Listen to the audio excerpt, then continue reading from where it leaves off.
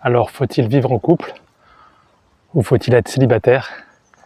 Alors, ceux qui me suivent sur cette chaîne depuis quelques mois, je pense que vous l'aurez deviné. Est-ce que moi je suis en couple ou célibataire? Donc forcément, vous savez que je suis célibataire. Eh ben non, erreur, je ne suis pas célibataire. Je suis ni en couple, je suis en mi-couple. Alors c'est quoi le mi-couple? Je vais vous expliquer ça dans la vidéo. Alors d'abord, est-ce qu'il vaut mieux vivre en couple ou célibataire? Il faut savoir que moi j'ai toujours vécu en couple, quasiment. Et ma dernière relation, c'était il y a 7 ans. Ça s'est très mal fini. J'ai vraiment été écœuré du couple.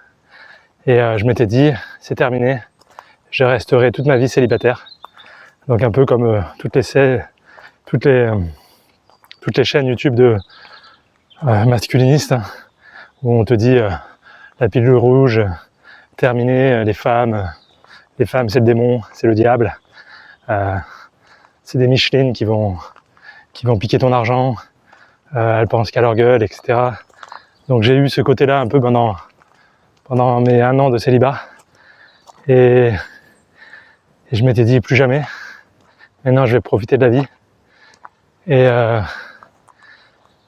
maintenant j'ai changé un peu de point de vue.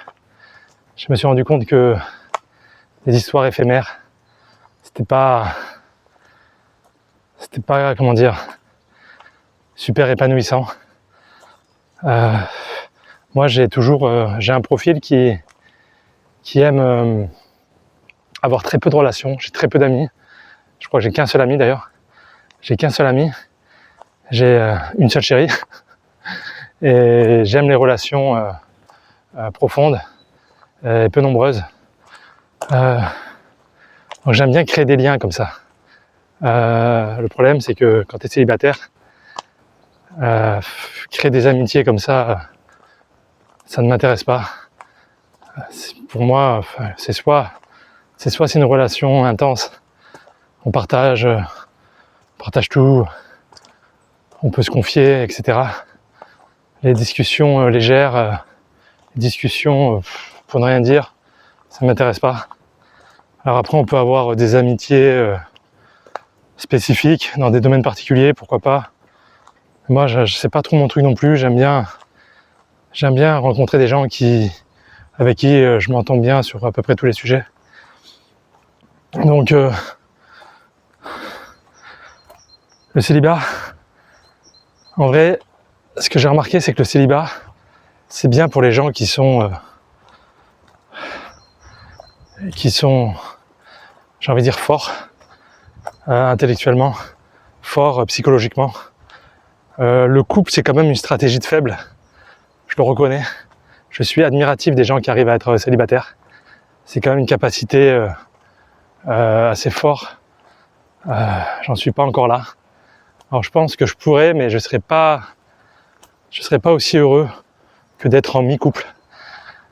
C'est vraiment ce qui me correspond le mieux, moi, c'est le mi-couple. Donc, qu'est-ce que le mi-couple? C'était de me dire, j'ai vraiment analysé ce qui a pas marché dans ma dernière relation. Qu'est-ce qui tue l'amour? Qu'est-ce qui est vraiment insupportable à vivre? Déjà, la séparation a été très compliquée. On avait acheté une maison. J'ai proposé de lui racheter sa part. Elle a refusé. Donc, elle voulait qu'on reste amis. Elle voulait qu'on garde la maison, qu'on la vende pas, qu'on garde la maison et qu'on continue à y vivre tous les deux, mais en étant séparés. Donc moi je pouvais pas, j'avais pas envie. C'était vraiment horrible comme situation. Et donc j'ai dû me débrouiller tout seul à revendre la maison, à vivre avec elle sur le même toit pendant 1 an. Alors psychologiquement, je vous avoue que ça a été la période de ma vie la plus difficile. Avec du recul, je me dis que j'étais vraiment maso d'avoir enduré ça. En fait, j'ai tellement été rat que je voulais pas lui laisser la maison. Je voulais pas... Ce qu'elle m'avait proposé, elle m'avait dit, si tu veux, je te laisse la maison, mais tu payes tout seul le crédit. j'ai dit bah non, alors reste. Mais je regrette. Enfin, je regrette pas parce que financièrement, j'aurais pas pu payer tout le loyer. Enfin, j'aurais pu, mais ça m'aurait bien fait chier quand même. Donc, je m'étais dit plus jamais de ma vie, je veux revivre ça. Et c'est pour ça que plus jamais je rachèterai en commun comme ça. Et il faut vraiment séparer l'argent, les biens, c'est vraiment à séparer. Le jour, la séparation, c'est un enfer, c'est un cauchemar. La personne que tu croyais connaître va changer du jour au lendemain où la relation est finie. Tu ne vas plus reconnaître la personne. C'est terminé. C'est des coups bas. C'est tout pour te pourrir la vie. Donc non merci, je ne veux plus revivre ça. Et c'est pas une question de confiance, hein. Tu peux avoir confiance en ta partenaire. Tu peux te dire là ça va être différent. Tu pourras jamais savoir. Enfin, tu connais jamais ta partenaire ou ton partenaire, tu le connais pas. Tu le connais qu'à travers son prisme où il est amoureux de toi, où il t'adore. Mais quand tu deviens une personne lambda, ou au contraire que tu deviens la personne avec du ressentiment négatif, là c'est une autre personne. Ça devient un mutant, ça devient un monstre. Et voilà, donc plus jamais je vais revivre ça. Donc j'ai eu l'occasion comme ça de pouvoir me remettre en couple. Mais je m'étais dit, cette fois, je ne refais pas la même erreur. Donc déjà, premièrement, séparation des biens, séparation financière. C'est, on est en couple, ok. On peut se voir, on passe du bon temps. Mais pas plus que ça. Alors qu'est-ce que ça signifie concrètement? Ça veut dire, pour ma part, besoin de solitude, besoin de vivre chacun chez soi.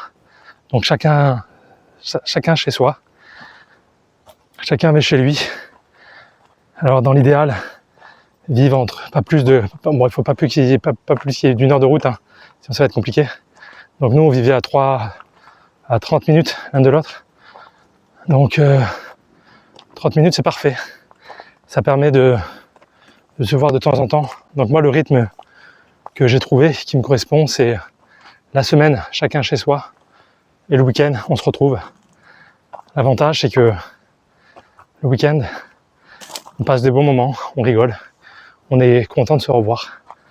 Et ça c'est quelque chose que les gens ne prennent pas assez en compte, c'est de créer du manque. Vivre l'un sur l'autre, c'est quand même quelque chose qui est assez pesant au quotidien. Tu vas toujours avoir quelqu'un qui range mieux que l'autre, qui va faire plus de tâches ménagères, qui va être moins bordélique, et ça va toujours être des reproches. Donc voilà, pour éviter ça, pour éviter les reproches, pour éviter les tue-l'amour aussi, on a tendance à se laisser plus aller quand on vit l'un sur l'autre. Pour régler aussi le problème de proximité, vivre l'un sur l'autre, ça crée des conflits. Pour ça, rien de tel que de se voir de temps en temps, ponctuellement. Dans l'idéal même, moi si je m'écoutais, je dirais une fois par mois. J'ai même un profil. En vrai, j'ai un profil, même si j'avais une petite amie virtuelle que je la vois une fois par an, voire jamais, hein. Même virtuel, ça me suffirait. Tant que je peux créer des liens, tant que je peux rigoler avec par téléphone, ça me suffirait largement. Mais se voir le week-end, c'est quand même, ça me va, ça me comble, ça me permet de partager des moments. En fait, j'ai pris un rythme qui est pas mal en vrai. Ça me permet, ça me casse la routine en fait. Parce que si j'étais seul, en vrai, c'est vrai que j'aurais tendance à être un peu geek, un peu être enfermé chez moi, sur l'ordi, machin. Et là, le fait, voilà, le week-end, c'est ma petite sortie, quoi. Je vais retrouver ma chérie. Donc, c'est vraiment sympa. Je vous invite à expérimenter, hein. Je trouve que c'est pas assez fait. Je sais pas pourquoi tout le monde veut vivre en couple. Alors bon, je sais pourquoi, parce que moi-même je l'ai fait. C'est que quand on se rencontre, on a les premiers mois, il y a une très forte attirance, il y a vraiment une très forte envie de se revoir. Et l'erreur, c'est que on va de suite vouloir habiter ensemble très rapidement. Et dès qu'on habite ensemble, le manque n'y est plus. Et dès qu'il n'y a plus de manque, c'est là que l'enfer commence. C'est là où la relation commence déjà à tourner, quoi. Ça me fait penser à une collègue de boulot qui me disait tout le temps: je suis forte et indépendante. Donc elle était un peu féministe, hein. Un peu je peux me débrouiller toute seule, j'ai pas besoin de mon mec. Et une fois, il est parti 3 mois, il a laissé 3 mois toute seule, elle était en PLS. Et je me moquais d'elle, hein. Je lui ai dit: alors, t'étais pas censée être une femme forte et indépendante? Et c'est là qu'on voit justement que en fait le couple, il y en a beaucoup qui n'y arrivent pas à être séparés. Alors, d'ailleurs c'est intéressant, pourquoi on n'arrive pas à être séparés? C'est ce que j'expliquais tout à l'heure, c'est que pour moi, le couple c'est une stratégie de faible. Alors je pense que ma collègue, elle était faible dans le sens où vivre toute seule, c'est compliqué à gérer au quotidien. Et je la blâme pas, hein, je me considère faible aussi. J'ai besoin d'être en mi-couple, c'est que je suis faible. Je devrais, si j'étais vraiment très fort psychologiquement, j'arriverais à vivre seul. J'arriverais à être épanoui. Je n'y arrive pas. Donc je suis faible et j'ai besoin encore un peu comme ça d'un mi-couple. Et alors pourquoi je dis que je suis faible? Parce que le couple ou le mi-couple, ça va t'apporter quoi? Du soutien psychologique, ça va t'apporter de l'aide au quotidien. Par exemple, moi, je déteste tout ce qui est administratif. Alors je pourrais y arriver tout seul, mais c'est vrai que d'être en couple, elle, ça la dérange pas de le faire. Ça la dérange beaucoup moins, donc elle s'occupe de tout mon administratif. Elle va m'aider aussi pour tout ce qui est bricolage. Alors c'est rigolo, hein, c'est elle qui est beaucoup plus manuelle que moi. Pour les rénovations de ma maison, elle m'a beaucoup aidé, pour pas dire que c'est quasiment elle qui a tout fait. Donc voilà, on s'apporte l'un l'autre. Alors qu'est-ce que moi je lui apporte? Du soutien psychologique, hein, forcément. Je lui apporte, j'allais dire mon intelligence, dans le sens où c'est vrai que souvent elle manque de confiance en elle. Quand elle a besoin de faire des choix, elle sait que je suis quelqu'un qui réfléchit bien quand même, qui a des bonnes idées. Donc elle se repose beaucoup sur moi, les conseils. Et voilà, donc on s'apporte l'un l'autre.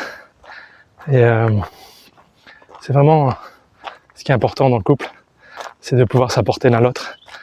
Et si la relation elle est trop déséquilibrée, forcément ça va nuire au couple. À partir du moment où il n'y a qu'une personne qui a l'impression de tout faire, ça crée un déséquilibre. Donc l'équilibre c'est le plus important dans le couple. Voilà, mais encore une fois, la conclusion de cette vidéo c'est si dans votre couple il y a beaucoup de disputes, si vous sentez que si vous êtes célibataire, que vous ne dites plus jamais de femme, essayez de revoir la vision du couple, essayez de trouver ce que vous avez besoin. Moi je connais mon équilibre et voilà, donc je crois avoir trouvé mon équilibre et c'est à chacun comme ça de réfléchir et à trouver ce qui lui correspond. Alors est-ce que parmi vous il y a des gens qui sont en mi-couple? Est-ce qu'il y a des gens qui vivent chacun chez soi? Est-ce qu'il y a des gens qui ont déjà expérimenté ça? Est-ce qu'il y a des gens qui vivent de manière un peu plus insolite que le couple traditionnel? Voilà, donnez-moi vos retours d'expérience. Qu'est-ce que vous en pensez? Voilà, j'attends vos réactions et je vous dis à très bientôt.